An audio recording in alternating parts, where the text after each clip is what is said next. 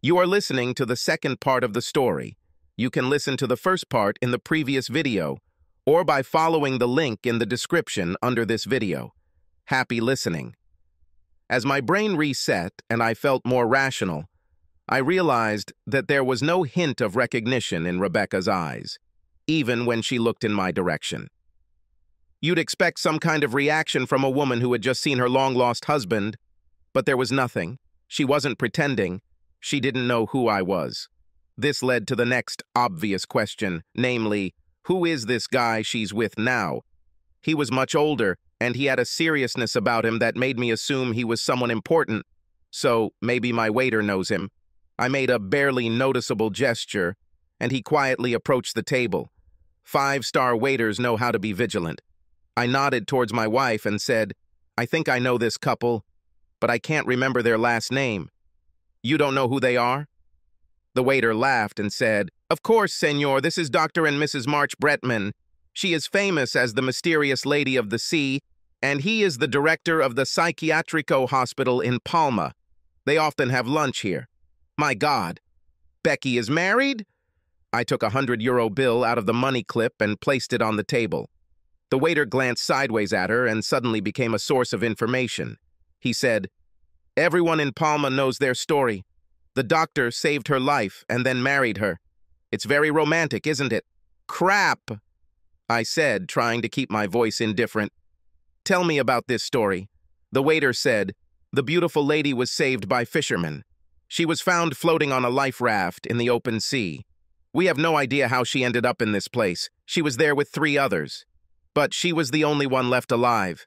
She was taken to hospital in Menorca. I knew that Menorca was an island northeast of Majorca, directly in the flight path from Andrews in Washington to Sardinia. This is where her plane was supposed to crash. I said with a slight hesitation in my voice, How badly was she hurt? She was wounded, senor. But the main problem was that she had been lying under the hot sun for some time without food or water and was not herself. Therefore, she was transferred to the Psychiatrico Hospital here.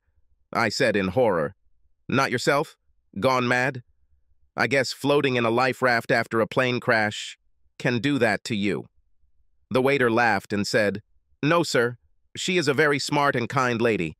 I myself had the pleasure of serving her several times. She just doesn't remember who she is and how she ended up where she was found. So Becky suffers from amnesia. I thought it was just a myth or a plot device. It is more pertinent to ask, how can someone with amnesia not be identified in this modern age? Someone somewhere must have a file on her. And then it dawned on me. Becca's security clearance required that anything identifying her be kept national security classified. This information could not be disclosed to anyone, especially if she inexplicably disappeared. So there was no way people in Majorca could have accessed Becca's identity. I pushed the €100 bill towards the waiter, saying, Thank you for the information, and he, as if by magic, made her disappear. He nodded demurely and went back to watching the other diners as they ate. As for me, I had been mourning the loss of my wife for 3 years, and suddenly she appeared, sitting no more than 6 meters in front of me. This might piss some people off, but I'm a nerd. And no matter how strange we may seem to normal people, in a stressful situation, nerds will always replace emotions with logic. If you need a reminder, remember the guy from Long Life and Riches. I analyzed the facts and accepted that the mysterious Lady of the Sea was indeed my wife, and that she did not remember anything from her life before the disaster. This goes without saying. I also understood why Becky fell in love with her doctor. She is a soulful person and naturally gravitated towards those who helped her. Of course, she was already married to me. But neither she nor her doctor knew about this. To be honest, I also had some questions about the ethics of a doctor marrying his patient, no matter how attractive she may be. But that had nothing to do with the current question, which was what I could do to return things to the way they were before I encountered her. The confounding variable was myself. I was still a nerd. I dressed like him and acted like him. But I was no longer the same person Becky knew. I was infinitely richer, perhaps the richest man on this island. Therefore, he could have done anything, including blowing off her current husband, if he wanted. But the one thing I was not going to do was try to seduce her. If she truly had amnesia, then any attempt to come between her and her husband would put me in the same category as Osborne, and I didn't consider myself that way. I've been through pain and I wouldn't do that to anyone. Thus, any attempts to lure the current Becky away from her second husband were rejected. Becca's fall was all shaky, and I always thought she was more of a prey than a hunter. This was true whether I decided to stay with her or not, but now it didn't matter. The woman I had already begun to think of as Rebecca 2.0 was a completely different person, and I had to approach the problem that way, even if she was technically still my Becky. I heard light laughter at her table. Becky loved to laugh. She hasn't changed a bit from the wonderful woman I knew and loved. Of course, there was one obvious exception. She lived on the island of Majorca and was married to another man. I had a lot to think about and needed a lot more information before deciding what to do next. I signed the bill, stood up, and left the terrace. On the way, I had to pass by them. She looked at me, and I winked. For a moment, a shadow of confusion passed over her face, like a cloud crossing a prairie on a sunny day. Then she smiled joyfully and said, "Good morning." Becky always reacted this way to strangers passing by. I held myself tightly and continued walking. Opening the door to my room, I found Bastille on the sunny balcony, enjoying her second afternoon nap. Cats! I think, statistically, the average 12-year-old cat sleeps for 7 of those years. The room featured a wood-paneled office with an ornate desk. I cheerfully walked over to my laptop and Googled plane crash survivor. This was the first thing I needed to understand. Everything was on the internet. Menorca is even smaller than Majorca. Therefore, the story of her rescue was covered only at the local level. However, at the time, it was a sensation. This is where the nickname Mysterious Lady of the Sea came from. They must have left the plane. The waiter said she was found floating in a life raft. She suffered from dehydration and sunburn and suffered a serious head injury. The coma she fell into may have saved her life because it lowered her metabolism to the point that she was still alive when the men in the fishing boat stumbled upon her. The long-term consequence of all this was retrograde amnesia. This was because she must have received a blow. This is a rare but not uncommon condition and is usually associated with traumatic brain injury, such as in a plane crash. This is like wiping a computer's memory without affecting its ability to process data. People suffering from this type of amnesia lose their previous life, but do not lose their basic abilities. So even though Becky spoke Spanish to her husband, I was willing to bet that she still spoke English and still had her remarkable IQ. People suffering from retrograde amnesia lose their most recent memories first. This may be permanent, or they may return over time. Therefore, Becky will probably never be able to remember that she was married or even that she graduated from college. But she was able to retain a few memories of her childhood. It's been 3 years now, so her memories of me are no doubt lost forever. I wondered what it would be like to remember that you grew up in the U.S., but your whole reality is rooted in Majorca, Spain. This couldn't be pleasant. I guess that's what her new husband helped her deal with. I checked him too. Bretman was German. This was not strange, since it seems that half of this cold nation lives in Majorca. He was a doctor and director of a psychiatric institute on the island. He was considerably older than both of us, 63 to Becky and I's 38. And he had a reputation as a highly respected doctor. I didn't blame him for falling in love with my wife. She is a magnificent creature, but this is the least of what comes from her. Her joy for life, easy spirit, intelligence, and inner strength would be exceptional qualities in any person. They were married for a little over 2 years. I wasn't even going to think about their life together. For more than 10 years, I enjoyed Becca's sweet love, lively communication, and outstanding erotic talents. Bretman was now the recipient of her bounty. I just couldn't go there and keep my sanity. I needed to make a decision. I saw that Becky was alive. Therefore, the simplest and perhaps most altruistic thing to do would be to sail to another place. Let her live the life of a Mallorcan aristocrat, not knowing about my existence, and I can live on, knowing that she is happy. So why did it seem so unfortunate? I told myself, what is the problem? You were almost certainly going to divorce her anyway. The problem was that I was still very much in love with her. I understand that this is a contradiction, but the complexity of emotions is that they do not obey the laws of physics. After all, two different feelings can simultaneously exist in the same space. The only thing I knew for sure was that this moment was critical in my life.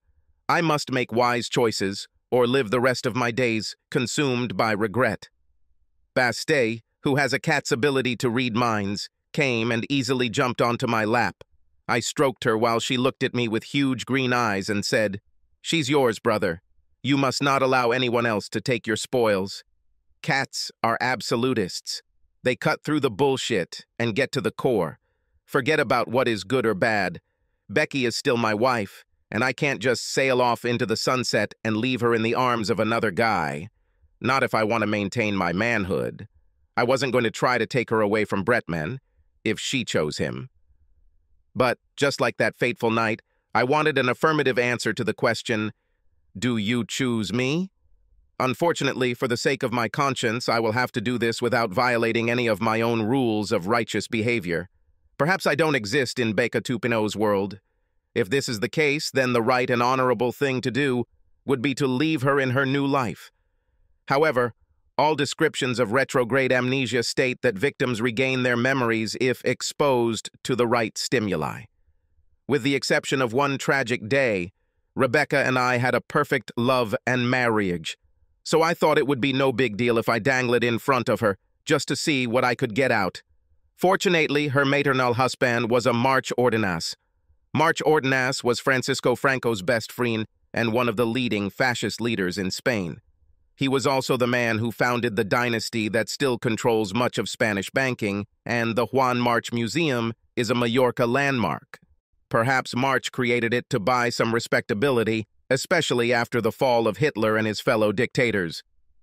But it does contain one of the finest collections of 20th century Spanish art in the world.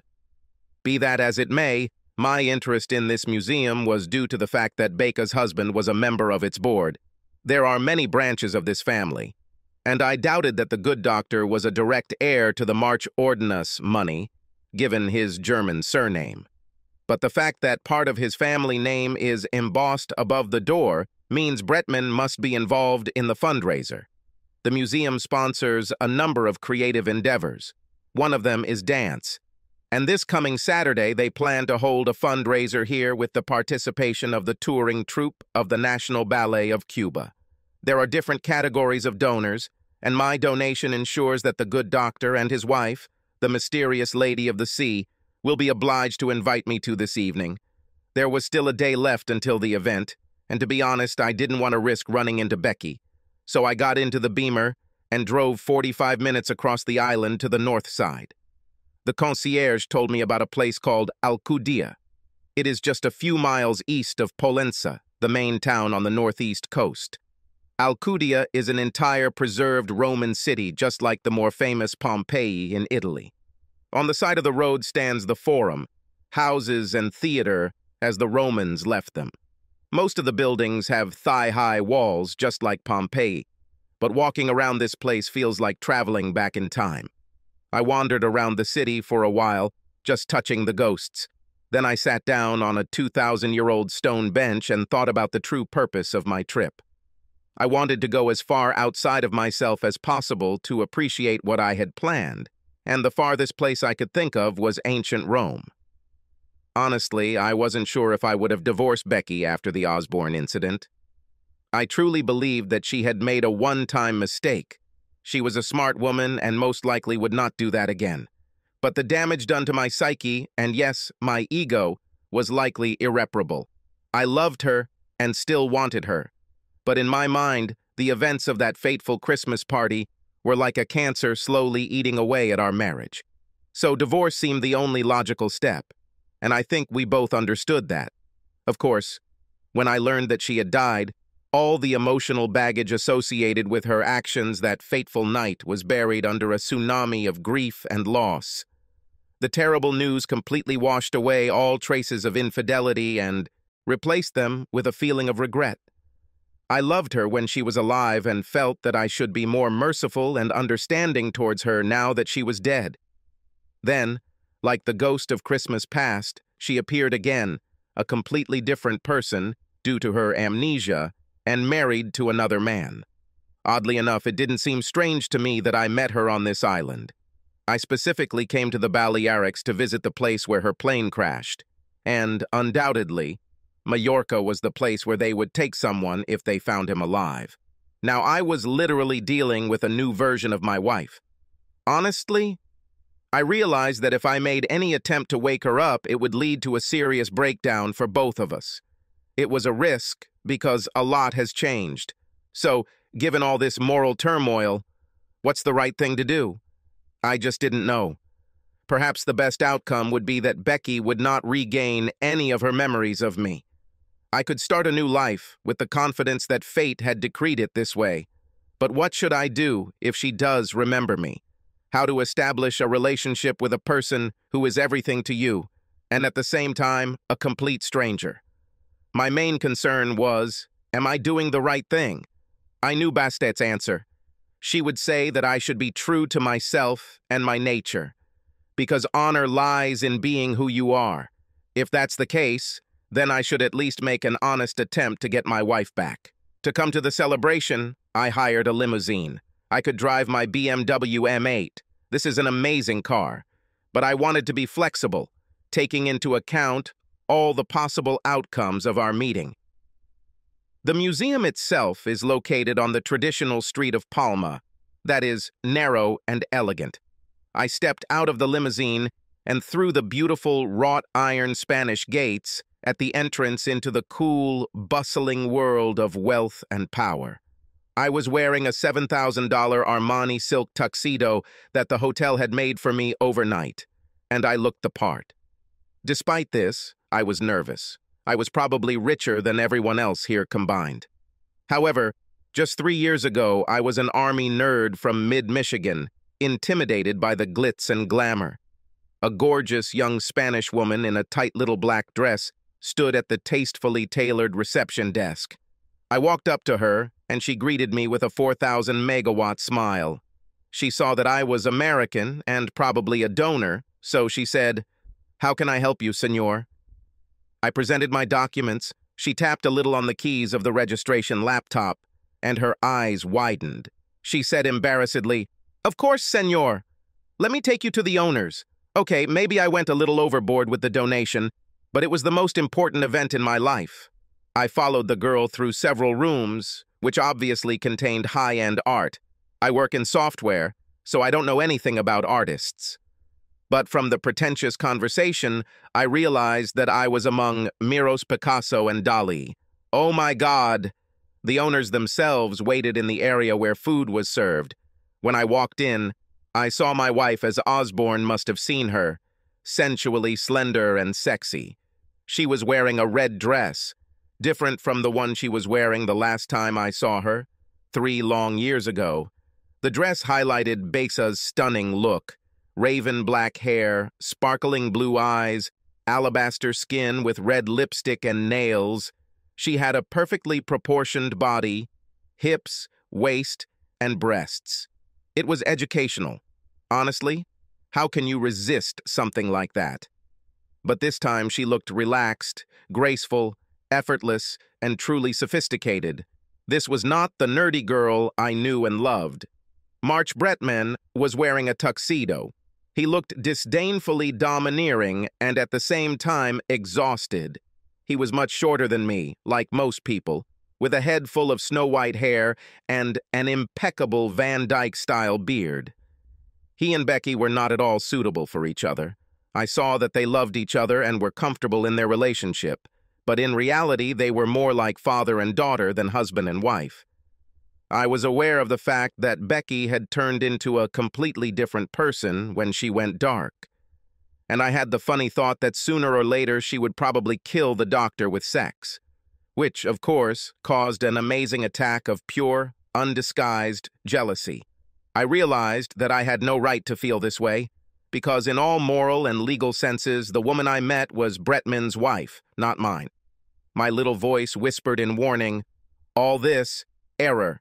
My young lady guide approached them as if they were royalty and said something in Spanish. Both turned and looked inquisitively in my direction. They must have known about the shocking amount of money I had just added to the museum's operating budget. Only Becky separated and headed towards me, accompanied by the little hostess of the evening, leaving her husband standing alone. She smiled welcomingly, and I almost fainted from the unreality of it all. It's one thing to plan. But as Clausewitz said, no plan survives its first encounter with the enemy. Becky approached me serenely, with the grace and radiant confidence of a lady from the estate. She extended her hand in a noble greeting. I took her into mine, and the whole universe changed. Humans are electrical creatures.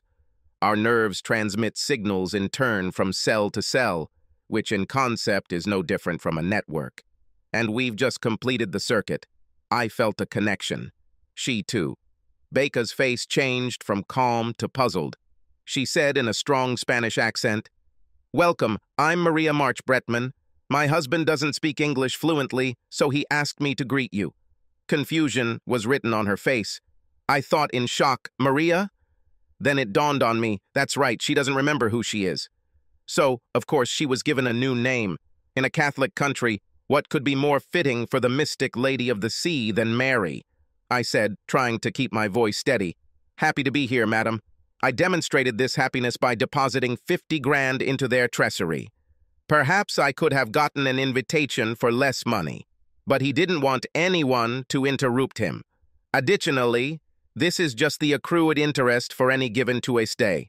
Money makes money, and I couldn't spend it all in a dozen lifetimes." I added, "My name is Eric, and I am honored to meet two such outstanding philanthropists." When I said my name, Maria began to look even more confused and upset. However, she recovered gracefully and said, "Let me introduce you to my husband. He is a sponsor of this event and would like to thank you for your donation. I will translate for him. I could barely stand, because the fact is that I was her husband, and everything was starting to seem like a very bad idea."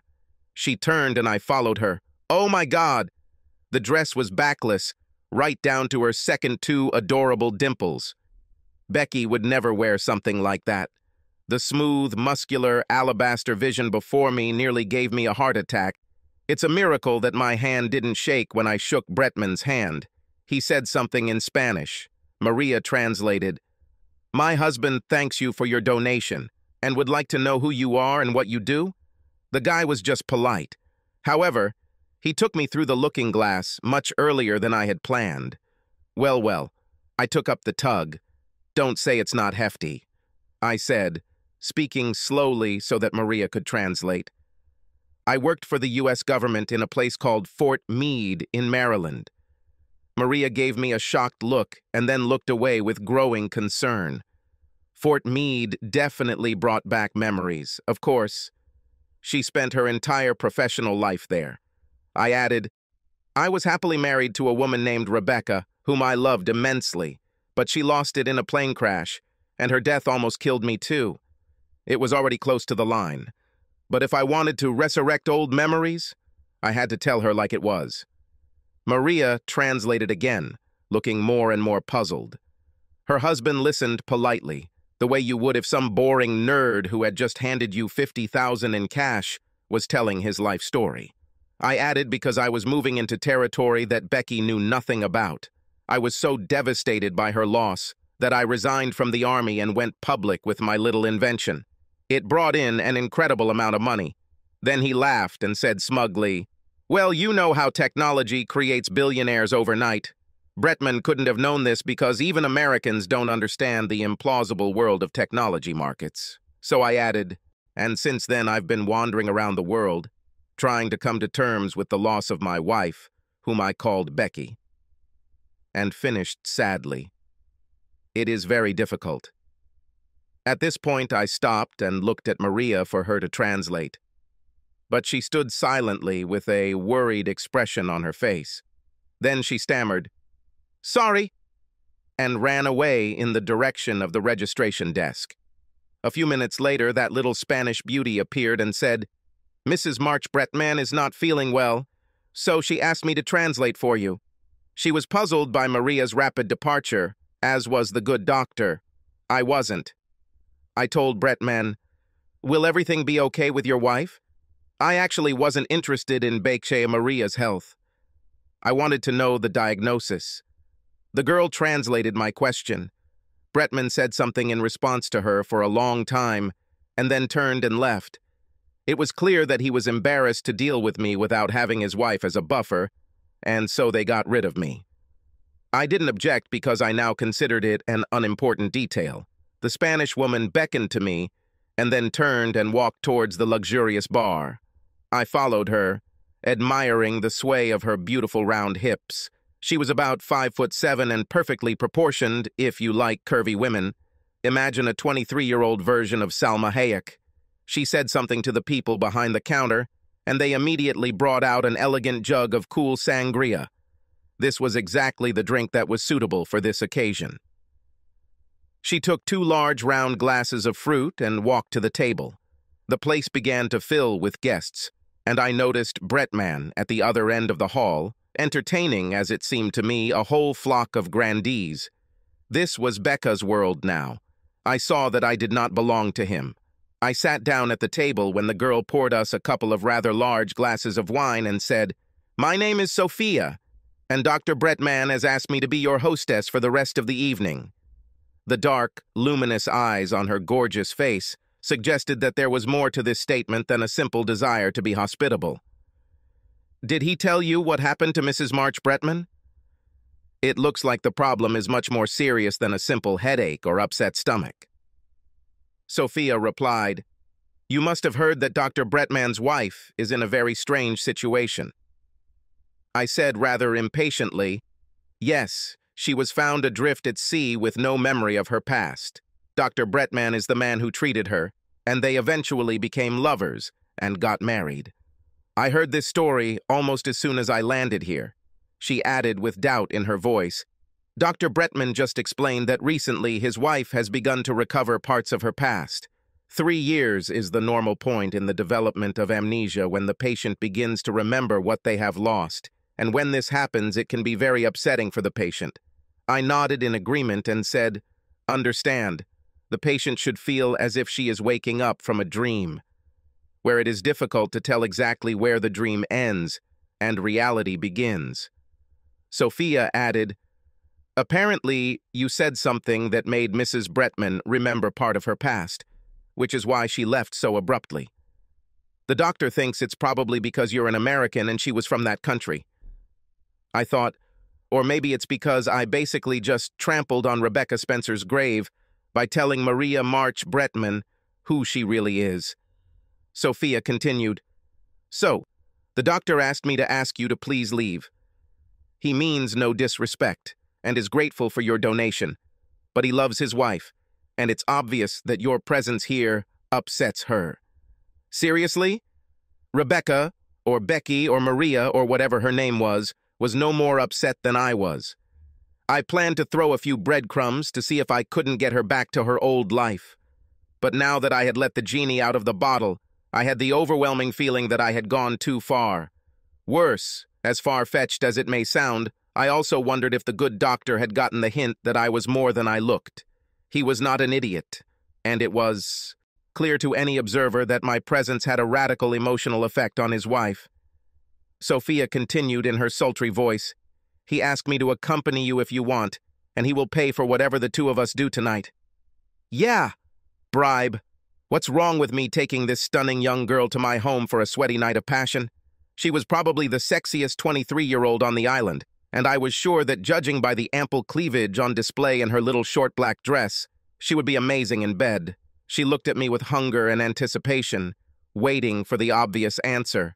The only problem was that I still have a wife, and I just don't think it's right, no matter how crazy it sounds. As I said before, nerds mate for life, and I didn't want to complicate an already difficult situation further. I said, hating myself for sounding like a sentimental fool. "You are an incredibly attractive girl, Sophia, but I've already caused enough trouble this evening, So now I'll just go back to the hotel alone. Her face fell.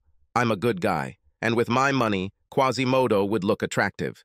I added with regret in my voice, I probably shouldn't have come here in the first place. Tell the doctor. I'm sorry I upset his wife, and no hard feelings. I stood up, and Sophia walked me back to the courtyard exit. I kicked myself as I stood there in the soft Palma night. She was a beautiful and sensual young woman. But I needed to get away from there to think. Nerds think too much. This is our curse. I sincerely said, I'll feel better in the morning. Give me your number. Maybe I'll call you.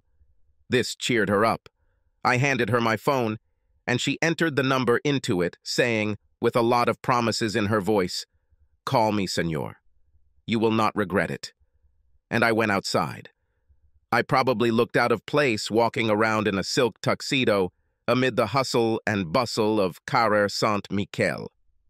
It was lunchtime, so the streets were crowded with the noise and smell of those ubiquitous little motorized scooters that locals ride like they want to kill themselves and you. They moved through the leisurely herd of tourists like border collies herding sheep. I walked slowly in the beauty of the evening palm, dealing with strong conflicting emotions. I couldn't go back to what it was like after meeting Becky and talking to her. But what could I do in this situation? The only thing I knew for sure was that I had to do something. The large crowd was excited as they passed through the arch leading to the Plaza Mayor. Plaza Mayor is the central place in this part of Mallorca. This is a huge space where open-air markets are held. That evening there was some kind of spectacular fireworks show. Everyone stopped to watch. I stood a few meters from the plaza with my hands in my pockets and looked up as rockets streaked overhead and burst into starlight, which provided the perfect backdrop for a quiet voice behind me to say, Hello, Eric. I knew this could happen, but it still shook me to the core. She followed me. I turned around and she was standing there in her gorgeous red dress with tears in her eyes, looking both scared and hopeful. Her stunning beauty was like a physical blow to the chest. This set me back a step. I said in a trembling voice, Rebecca! She nodded readily. It was the same quick nod she gave when I first learned she was Tiffinalarian. Then she ran into my arms and we kissed like long-lost lovers, which we probably were. The crowd around us thought I proposed or something. Everyone was clapping and cheering us on, and we kept clinging to each other as if we ever let each other go, we'd bring the whole world down. You could almost hear the romantic music playing in the background. At that moment, the romantic interlude was interrupted by 5 men in formal uniforms. A gloomy, elderly man, clearly their leader, approached us and said authoritatively, Come with me, Madame Bretman, and we will take you back to your husband. The tone of voice sounded like someone talking to a mentally ill person. She looked at him and said firmly, My last name is not Bretman, and I am not a doctor's wife. She turned, pointed at me, and said, I am his wife. This small gesture meant the world to me. Rebecca made her choice without hesitation. The leader said patronizingly, Of course, madam, but we still have to return you to your husband. He is very worried about you. It suddenly dawned on me that the entire conversation was conducted in English. It was for my sake. He turned to his 2 henchmen and said, Please escort Mrs. Bretman back to the museum. Each man carefully took one of Becca's hands and led her away. She continued to protest gently. This was the Becky I knew. She would rather die than arrange a sandal.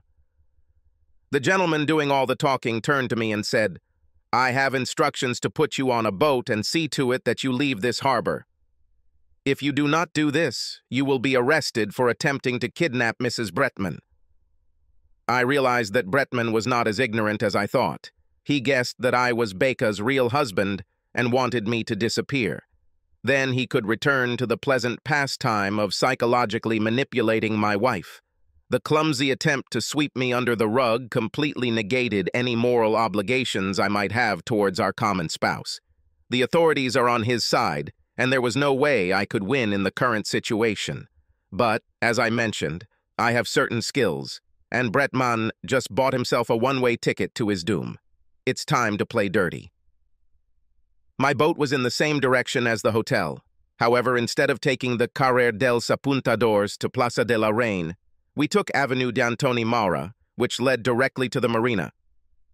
I was passive throughout the entire walk, because they essentially threw me back into the thorn bush. I needed to get to my hacking gear before I could do some really bad things to each and every bad guy, and that was on a yacht. But my luggage and Bastet were still in the hotel. I protested, "You should let me go back to the hotel to get my clothes and the cat." The man said with slight sarcasm, "This has already been taken care of, sir. My people don't appreciate your cat unless it really is a cat and not a miniature leopard. 2 of them are now with the doctors. They are treating their wounds."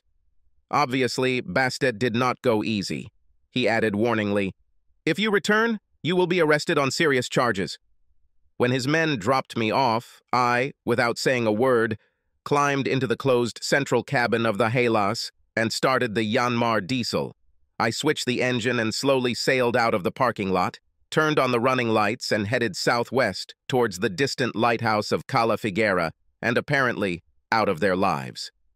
As soon as I cleared the breakwater and entered the Bay of Palma, I turned off my running lights and silently sailed towards Isla de la Caleta, near the Playa de Ilete area, southeast of Palma. The entire time I was doing this, Bastet was complaining loudly from below deck. As soon as I was firmly on the 2 anchors, I opened the gangway hatch, and she rushed past me as if she wanted to continue the fight. I laughed and said, "They're all gone." Bastet stared at me with the primal rage of her kind blazing in her huge green eyes and said indignantly, "They put me in a cage. It's good that you killed them all, brother. It saved me a lot of hassle." Cats never stray far from the jungle. After all the emotional turmoil of the evening, it was still only 10:30. I poured myself a couple glasses of Johnny Walker Blue to relax, lit a Cohiba Cuban cigar, and sat on the deck with my cat. Bastet was still fantasizing about ripping out her guts. I watched the lights come on in the hotels behind Playa de Ilete. I had a long night ahead of me and wanted to take the time to think of the perfect plan. It was obvious that my wife had regained her memory, and I needed to get her to the yacht and away from this place before her current husband had a chance to reprogram her. I began to suspect that her memory was beginning to return in the usual way, but the person she trusted most, her doctor and husband, kept her on a short mental leash. I was going to rip off this leash and make everyone pay for it. I had on board a system unit with a 32-core AMD Ryzen Threadripper 3970X processor. Its computing power would be enough to make a black hole jealous. So speed and time were not important concepts to me. I also had a 100 megabit connection, allowing me to work from anywhere in the world, including Palma Bay. In the real world, I may be a tall, skinny nerd, but in the virtual world, I'm a blonde paladin. The time has come to save the beautiful maiden. Bretman and his friends won't even know what hit them. Palma authorities awoke to a flashing warning that read, "Critical weather warning." The link was an official Spanish government URL. Most people clicked on it, which resulted in a 404 error message. This was such a common occurrence that no one thought about it until all their systems went externally managed.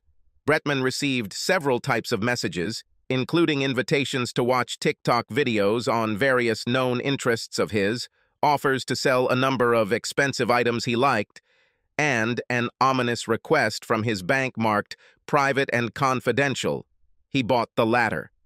Now I owned this man's entire life. Hackers rely on people to click on links. Meanwhile, I spent most of the night driving around Palencia on the other side of the island.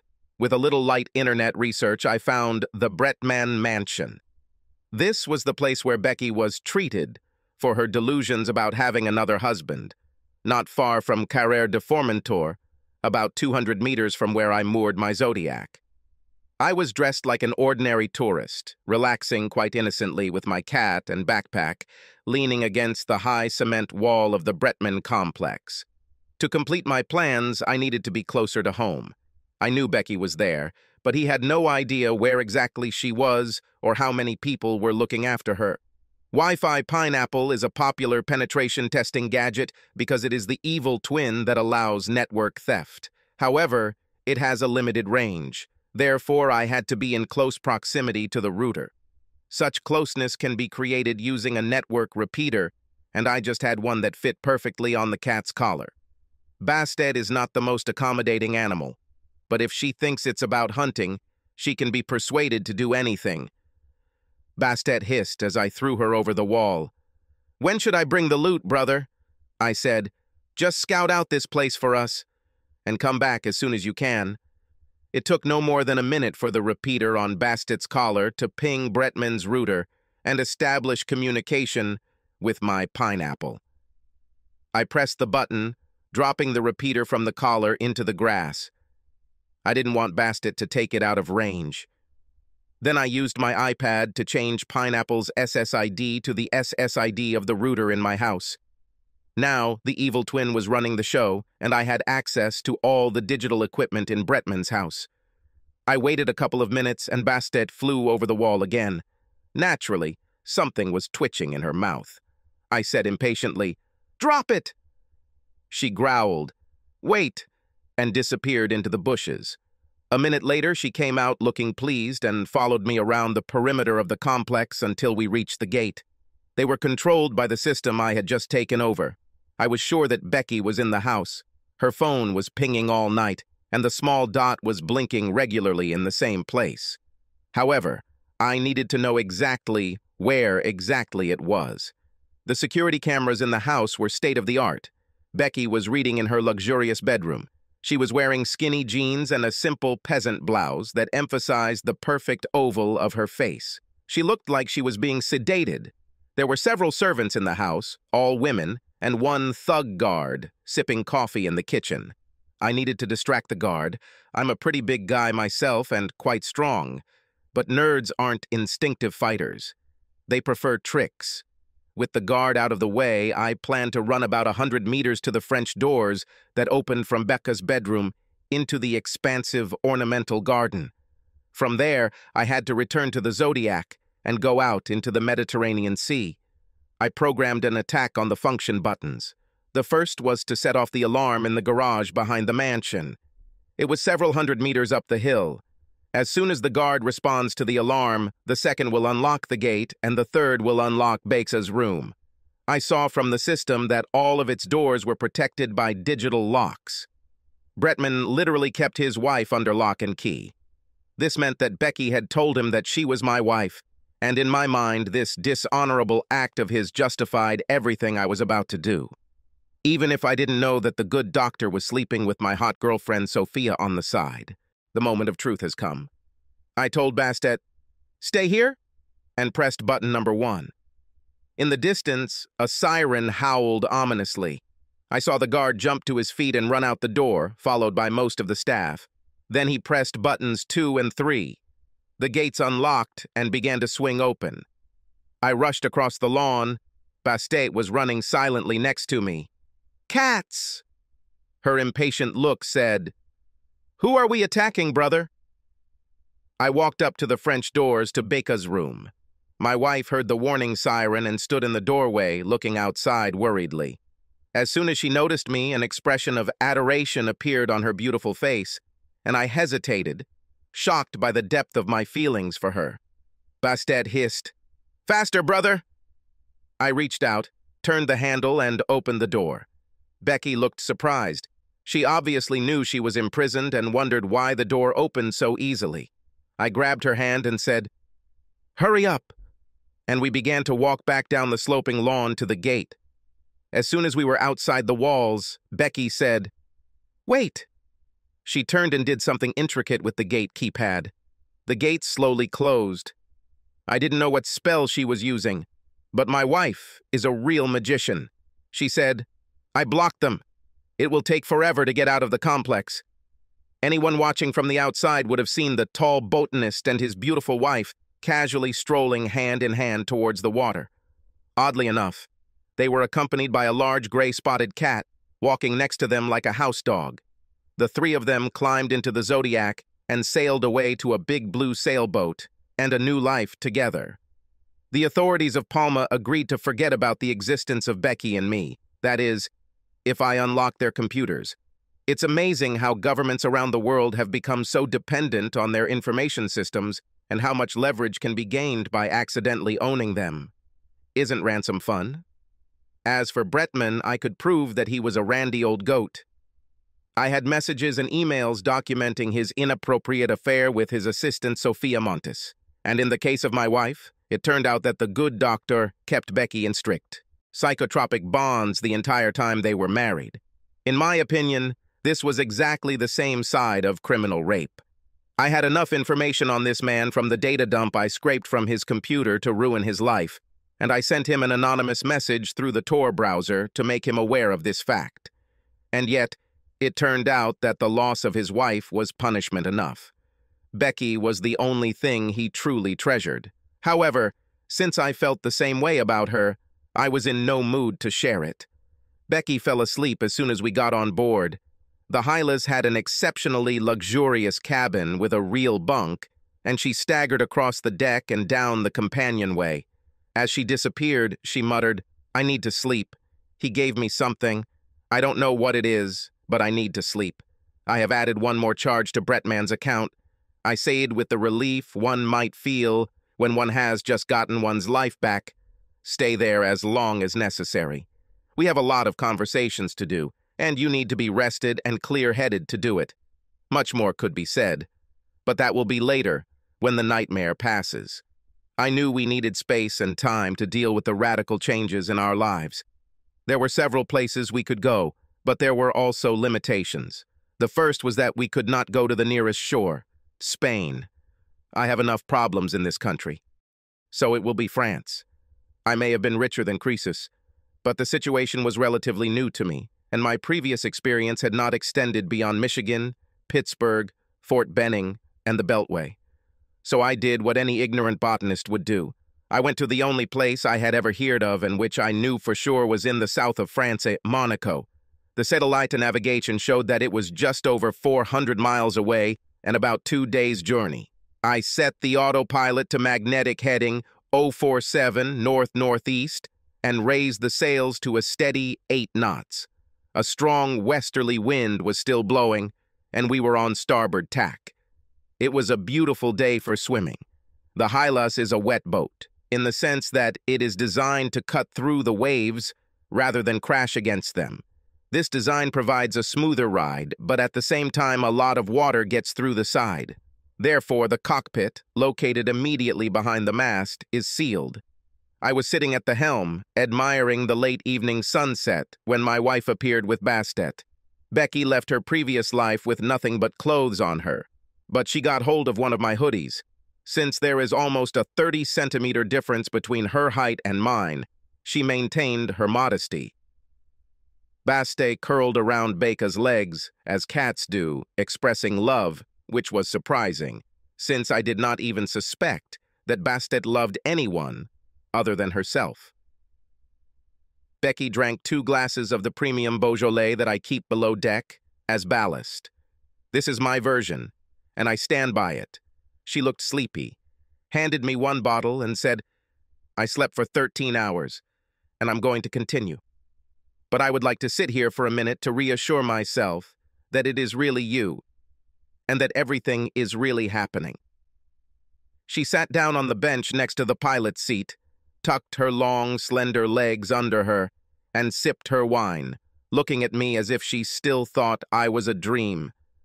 Bastet sat next to her, like a kind little cat, and poked her head, which is what cats do when they mark with a smell what they consider theirs. What did my magician wife do to my formerly ferocious cat? Becca's thick raven hair was tousled, and her huge blue eyes sparkled with sleep. She looked magnificent in the soft fading light of the Mediterranean sunset. Her perfectly proportioned features with incredibly sensual lips and long, graceful neck sticking out of my old army sweatshirt looked relaxed. She said, "It's true, isn't it? Do you still love me?" This was not as unusual as it might seem. Seriously, I was considering divorcing her when her plane crashed, and she has been living with Dr. Coble as husband and wife for the last few years. This can be a deciding factor on several levels if you're a fairly insecure brat, but I just didn't feel it and said, "Of course I love you," and he never stopped loving, no matter the situation. However, the circumstances that will unfold next are complex, and we need to take as much time as necessary to understand them. I added, without mincing words, "I'm heading to Monaco." Here I stopped to admit my confusion. "This is the only place in the south of France that I have ever heard of.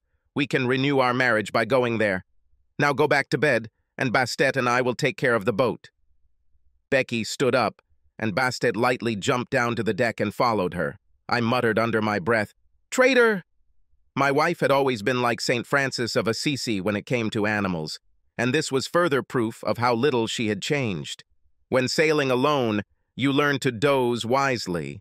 The course is monitored by an autopilot, but it would be foolish to leave the helm unattended because there are many shipping lanes here. I saw several container ships and other large vessels at various times of the day, but the ocean is huge, and they were just distant points of light. A truly touching sight was the incredible canvas of black velvet sky with billions of brightly shining diamonds scattered across it. This vision calmed me, as always. If you spend any time in the Mediterranean, you will understand why most Western religions originated in this region. Soon after sunrise, the coast of Francia appeared.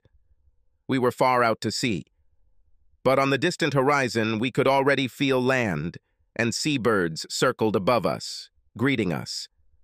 Becky looked much more cheerful and had a large mug of black coffee. This time she was wearing only my fisherman's sweater, with her gorgeous legs sticking out from underneath. It made her look like a model from an erotic Ralph Lauren ad. I had been awake for almost 48 hours, with little sleep in between, and I began to hallucinate. So I said, "Stay clear of the keels of all passing cruise ships while I grab 3 hours." Becky nodded and took the helm, her new shadow laying adoringly at her feet. I wasn't worried about leaving Becky in charge. She was a better helmsman than I was when we sailed on the island packet. Was it really just 3 eternal years ago? We have something to discuss. Port Hercules has been a deep-water harbor for ships sailing along the Côte d'Azur since the time of the Phoenicians. It was they who founded the Monaco colony. The Phoenicians came from the Greek part of the Mediterranean, and their hero was Hercules, hence the name of the port. Of course, I didn't know any of this, since I'm a programmer, not a historian. But from where we moored at the Yachthilas, I could see the nearby Monaco Casino. The casino was the reason I knew we were in Monaco. Maybe later I can watch James Bond play with Le Chiffre in Chemin de Fer. The Yachthilas, only 13.5 meters long and worth $1 million, was squeezed into the breakwater's outer dock, along with the rest of the rabble. In this ancient port, only the super yachts of the oligarchs received good berths. Becky let me sleep for a full 5 hours before she woke me up. Now we sat side by side on the velvet benches at the stern, drinking delicious Kona roast coffee and looking in amazement at the city waking up around us. My beautiful wife led 2 separate, very private lives, first as a happy nerd from Beltway, and then as a closed aristocrat on a small island, and therefore was no more sophisticated than I was. She was dressed in jeans and a peasant blouse, which she had worn when we fled Majorca. So, the first thing was to dress her as befits the wife of a fabulously rich eccentric.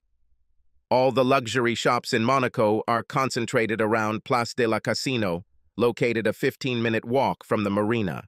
So we walked hand in hand to the Golden Circle. Balenciaga, Prada, Gucci, Saint Laurent, and Dior were there, but Becky headed straight to Zara, a Spanish and relatively inexpensive store. Apparently, 3 years spent as a Spanish flu took their toll. $28,000 later, our things were delivered, and we stopped for lunch at Le Grill on the 8th floor of the Hôtel de Paris. From here, we had a panoramic view of the city below us, vibrant and sunlit. He was an inspiration, especially to a couple of unsophisticated nerds from Sodom and Gomorrah on the Potomac. Of course, this elephant still stood between us, and sooner or later we would have to fight it. Up to this point, we were just trying to survive. And survival seems to narrow your horizons to really important things. Now that we're back in that comfortable rut that all married people fall into, it's time to open a can of worms. The first difference I noticed about Becky 2.0 was that she was no longer shy. This version was wearing one of her new acquisitions, old items that had been thrown into the trash bin at Zara. It was a simple long-sleeve red top over a tight, black outfit that showed off her gorgeous hips, butt, and legs like they were painted on. Guys all over the restaurant were secretly craning their necks. We sat in the bright sun, poking around our soufflé traditional, waiting for another to open the auction. Finally, Becky said, puzzled, "How did you become so rich?" The question was reasonable. Since the last time she saw me, I was living on the captain's salary. I answered, trying to speak to the point. "Do you remember that gadget I worked on all these Saturdays? So at your funeral, I got to talking with your father." Up! That was probably the stupidest thing I could ever say. I managed to roll both my own and her parents' deep grief into a monumental ball of guilt. She recoiled as if I had slapped her, and then sat for a minute and looked out the window. Finally, she turned to me and said with tears in her eyes, "It must have been terrible for you. There are times in life when you need to think carefully about what you're going to say." She probably expected to be offended. After all, we both knew what prompted it. But her death put everything in its place, and her subsequent life as a different person erased any feeling that the woman sitting at the table opposite me was the old Becky. I needed to tread carefully. It was someone else, and I grew up a little. Grief tends to do that to you. I said, "Of course it was terrible, I loved you. Everyone loved it. It made us remember a lot of good things, and in the end, it helped us cope with our grief. No one ever dies as long as he is remembered fondly by someone living. I had nothing but loving memories, and that's why, in my universe, you were still alive." Now she was actually tearing up. She impulsively reached out, took my hand in both of her little paws, brought it to her lips, and kissed it, saying, "What hurts me most is that for 3 years I had absolutely no memory of you or our life together." She added sincerely, "Recently I started having disturbing dreams. I didn't understand why I felt this way. After all, for the most part, I was coping with my life in a new and very strange country. And then you appeared in front of me, and it was as if I woke up after a long sleep. I saw that she could barely stand on her feet, so I paid the check, and we hurried back to the boat. I brewed some oolong tea for us, and we sat on the large leather sofa, facing each other, but not touching. This was the final point. Her huge blue eyes were clouded with emotion, and her beautiful, elastic body almost vibrated like a guitar string. I started by saying, "Listen, I know that you remember the reason why all this happened." She looked worried and said, "I recovered most of my memories, but the details of the period leading up to my awakening in the hospital in Palma are hazy," and hesitantly added, "It's like a scene in a movie when you see enough fragments of a cataclysm to understand that you are there. But you don't remember a single detail. I clearly remember how I came to my senses in a crashed plane and moved from its wing to the raft. It was in the dark and in the pouring rain." She added bitterly, "But I don't know how I got there. I remember the sun, the thirst, the pain in my head, and how scared I was. I also remember the panic I felt when I first realized that I didn't remember who I was. But that's all." I said, "What is the last thing you remember clearly?" She thought for a second and said, "The last coherent memory of our life together was you and me the week after Thanksgiving, with my parents in New York. We were so happy then." So Becky had no memory of the period between then and her awakening in early January in Mallorca, with a completely blank slate. It made medical sense. I knew from what I had read that memory loss of the period before a traumatic brain injury was common. Whether this is because the brain cells are actually destroyed or the event was so severe that the subconscious mind decided to bury it is still a matter of medical speculation. Recent traumatic brain injuries sustained in Iraq have prompted more careful study of this issue. Thus, Becca's memory of the 3 weeks leading up to and following the disaster, including her struggle to survive, was undoubtedly lost forever. Considering that the events that followed, her disappearance and reappearance in the first place, were orders of magnitude more significant than the mess with Osborne, it seemed childish to even bring up the subject now. I said incredulously, "Are you saying that you don't know why you ended up in Mallorca in the first place?" She said, still looking worried. "Yes. Can't you tell me?" And I told you. I did this impartially and without editing. Now I was an incredibly rich bore, and she was the ex-wife of a Spanish nobleman. So, in my opinion, it would be infantile to waste time on a one-time grievance related to someone else. I told her that we would most likely break up because of this, but now it doesn't matter anymore because we have become two different people, no matter how incredible it may seem. "Of course," she cried. It was such a sad situation. I assured her that I had extracted several painful pounds of flesh from her seducer, and she said that was not why she was crying. I hear you asking me, why was Becky so dismissive of her blunder with Osborne? Well, think about it. She just spent 3 years doing her duty as a woman with another man, and rightly so, this will most likely be a bigger problem than one drunken slip-up. She said, "I am humiliated by what I did that night. I will have to bear this stain for the rest of my life, and I will bear it with shame. I was a naive fool trying to deny my own sexuality. But now I know myself much better, and I also know that this will never happen again." Then she looked at me intently and said with a challenge in her voice, "It seems to me that everything I did that night pales in comparison to the fact that I lived with a man whom I loved so much that I married him." Heinrich was very demanding and more than a little perverted, and to make matters worse, I was enjoying it. My wife was completely honest, which is what an honest person should be at this stage. She said that the old Becky, the nerdy girl I knew and loved, was a thing of the past. Before me is a completely different woman, with a refined appetite for the carnal arts, thanks to a very dirty old man. I had a sad feeling that now it was I who was inexperienced. My wife was no longer ashamed of her passions. On the contrary, I used them to the maximum. She and her second husband were obviously doing something extraordinary, and she now appreciated the act of love like a connoisseur. It was something I either had to accept or just leave. I won't lie. This shocked me. I already realized that the stumbling block would be Becca's second marriage, with all the ensuing consequences, and I knew that this was the only thing I would have to come to terms with. That is, if we ever want to return to the intimate connection we once had. But that's my problem. Becky played no role in the decision-making process. However, no matter how insanely jealous I felt at the thought of my beautiful Becky giving herself to this lecherous old goat, I did not at all consider her actions to be infidelity in any sense of the word. Seriously.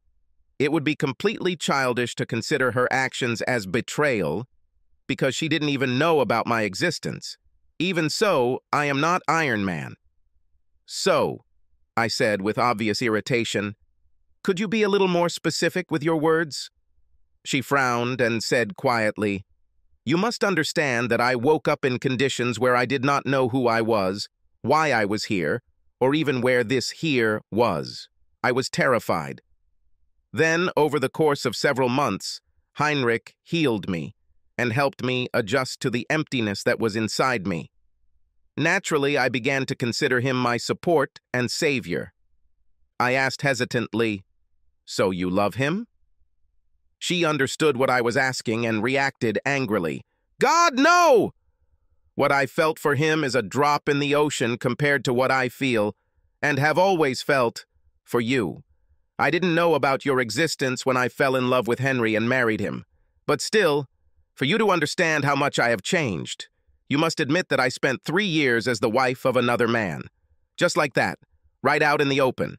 I truly appreciated Besa's honesty because it gave us a basis to move forward. I knew that the core of the problem was her, marriage.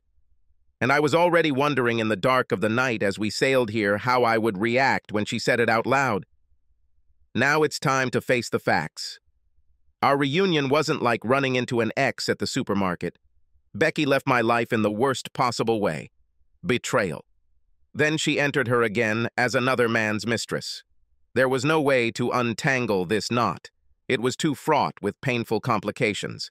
So the obvious answer was to cut it down.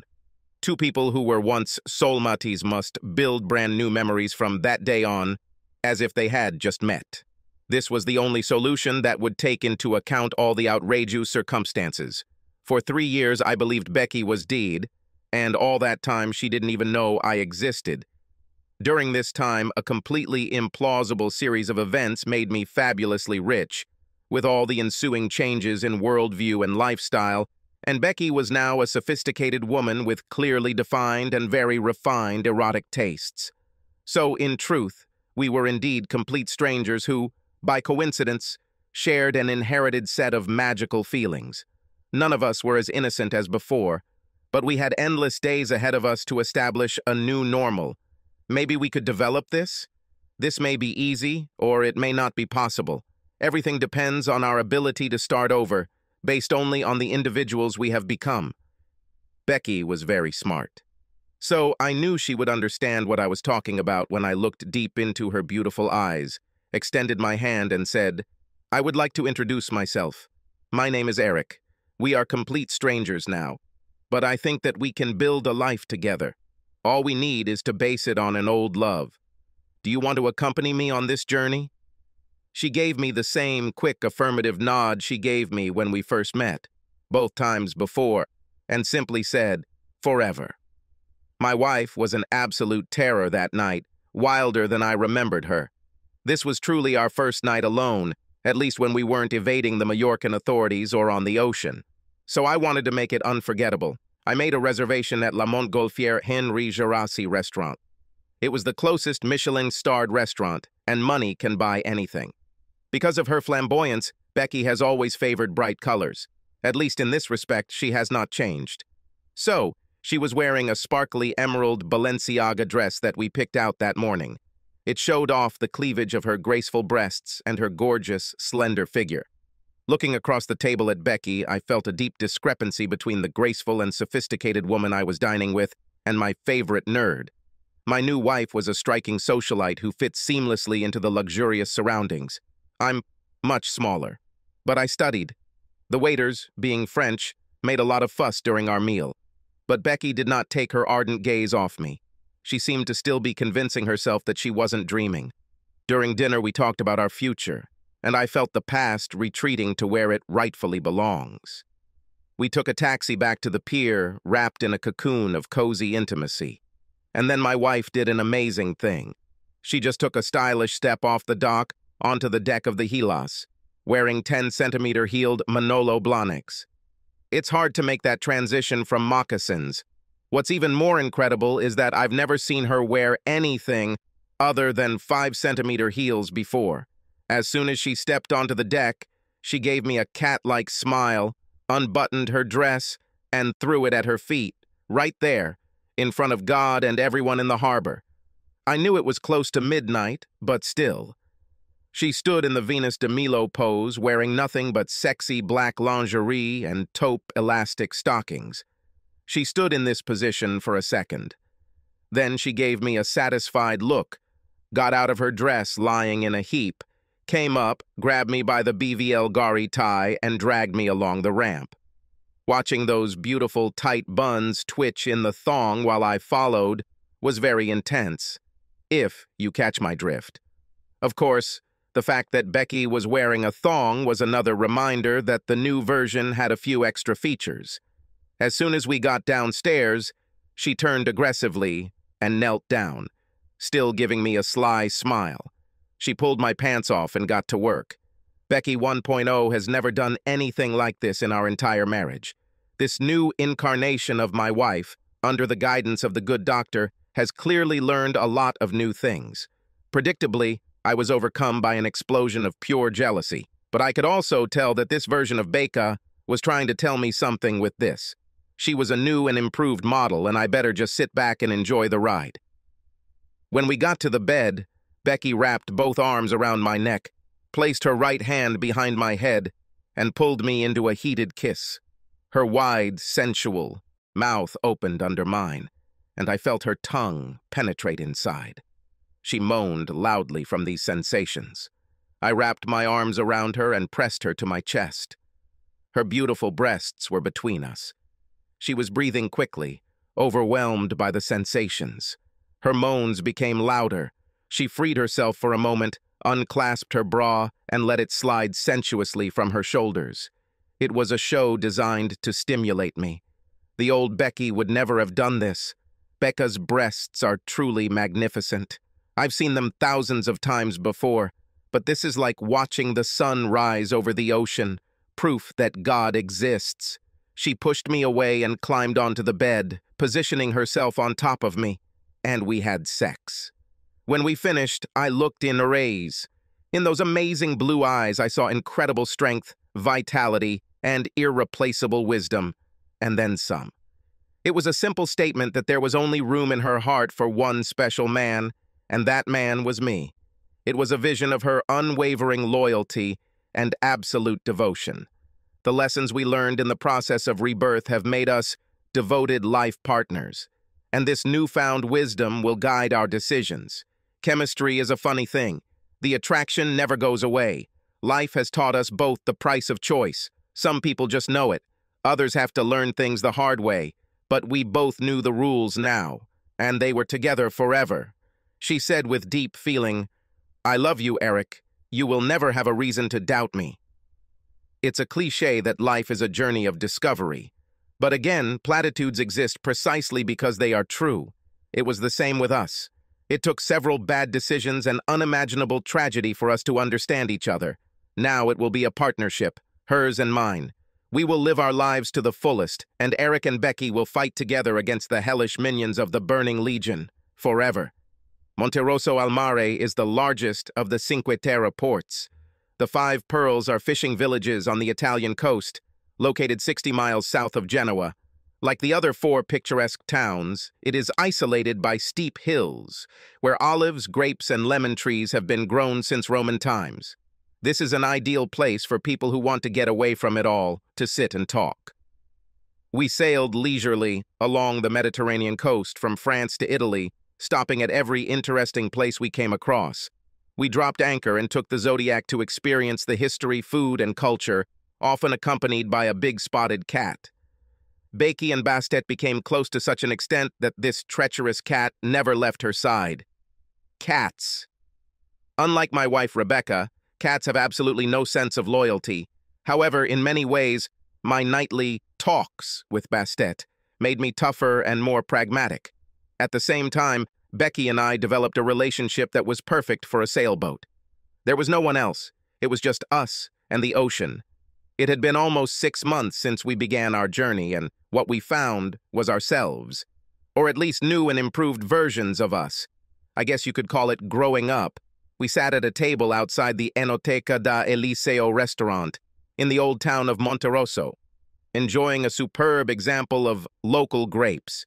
Becca's fabulous legs in Ralph Lauren, mulberry silk shorts threatened to cause a civil uprising among the Italian guys who walked by in packs. Becky loved the attention. She's come a long way from the shy crypto nerd she was just 3.5 years ago. Her bright and sunny personality remained the same, and her almost unearthly intelligence was the same as always. But like the fine wine we enjoyed, my wife achieved an exquisite balance of complexity, power, and elegance from a legendary vintage. She knew how to enjoy life. She continued to give me playful glances as she slowly spread and then crossed her legs again, knowing what this does to the male population. Old Becky would be embarrassed. The new one considered it a kind of sport. She read my expression and said, "Do not look at me so. You've changed just as much as I have." I laughed out loud. Of course she's right. People may say that money can't buy happiness. This may or may not be true, but money certainly makes time flow pleasantly and calmly. I said based on facts. Well, the woman you have become is much less conflicted than version 1.0. Do not get me wrong. She could rock my world. But Becky, version 2.0. This is a completely different experience. She laughed sultrily and knowingly and said, I stopped fighting it. I love being a woman, with all the advantages it gives me. The other one was just a stupid girl. She lacked the worldly experience to understand and appreciate the power that a woman has. For us, it was part of the new normal. I imagine others have had similar experiences. You close the door to one room and move into another, and when you do this, it seems as if the previous room never existed. It was the same with us. There was betrayal and tragedy in the abandoned room. But this happened to two other people in completely different lives. We have completely changed. We have a different, much more luxurious reality. Then my wife's mood turned serious. She said with a hint of nervousness in her voice, "I'm afraid this is the last glass of wine I'll drink in the near future." "I hope you don't mind," I said. "Why should I object? You can drink whatever you want. But personally, I prefer wine." She said, continuing to speak carefully, "It could affect you too." Now I was puzzled and said, "How can your choice of drinks affect my life?" She said, "What if I say that I have to stop drinking because I'm pregnant?" It took a second. I admit I'm dumb. Then it dawned on me, and the roller coaster soared to new, completely unimaginable heights. It's one thing to share your life with the woman you love. It's quite another to raise children with her. Becky looked at me with barely suppressed glee. I stood up, grabbed her from the seat, and hugged her, speaking with such genuine feeling that I seemed to have never experienced. "I love you." And in the fullness of time, another door opened in my life. But that was in a different place. And that's another story. Subscribe to our channel so that your second chaff doesn't cheat on you, and go ahead and listen to the next story, because this story is nothing compared to the next one.